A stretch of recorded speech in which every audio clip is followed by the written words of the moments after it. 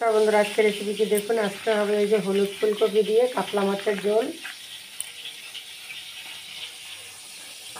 এই যে দেখুন মাছ আমি ধুয়ে নিয়েছি, হলুদ লবণ মাছে ভালো করে ভেজে নেব।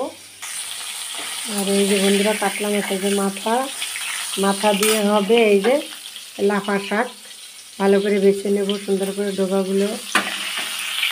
সবগুলো মাছ আমি এভাবে ভেজে নেব।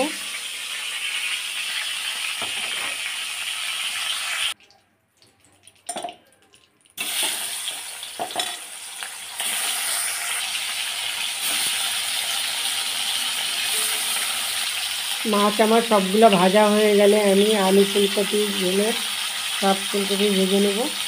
হলুদ ফুলকপি দিয়ে ঝোল খাওয়ান। এখানে আমি দেবো আদা বাটা, জিরা বাটা, লঙ্কা বাটা, একটু ধনে গুঁড়ো, একটু টমেটো সস। এই যে বন্ধুরা মাছ ভাজা হয়ে গেছে, আমি এখন নামিয়ে নেব। বন্ধুরা আলুটা ভাজা হয়ে গেছে, তুলে নেব। মাছের পাশেই আমি তুলে নেব। এই যে বন্ধুরা দেখুন তুলে নিয়েছি আলুটাও। এখন আমি ফুলকপি ভেজে নেব।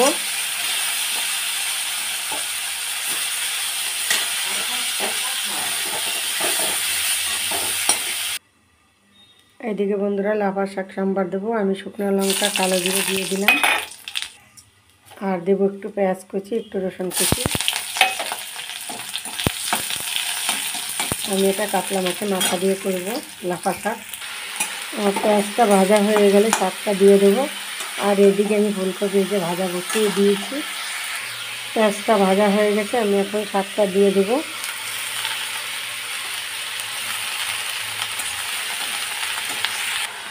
হলুদ দেবো আর 4টে কাঁচা লঙ্কা দিয়ে দিলাম। বন্ধুরা ঝালটা আপনাদের ইচ্ছা মতন দেবেন বন্ধুরা।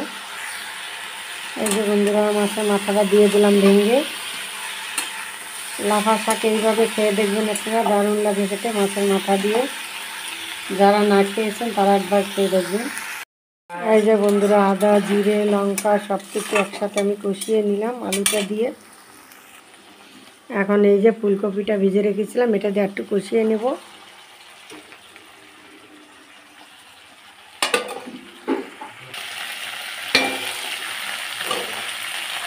এই যে বন্ধুরা দেখুন কত সুন্দর কষিয়ে নিয়েছি সুন্দর করে।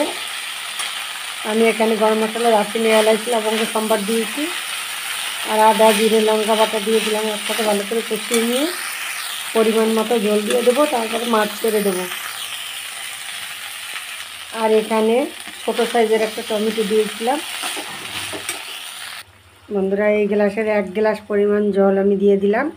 ঝোলটা আপনাদের পরিমাণ মতন যতটা লাগবে ততটা। এই যে বন্ধুরা মাছ আমি এখন সবগুলো ছেড়ে দেব।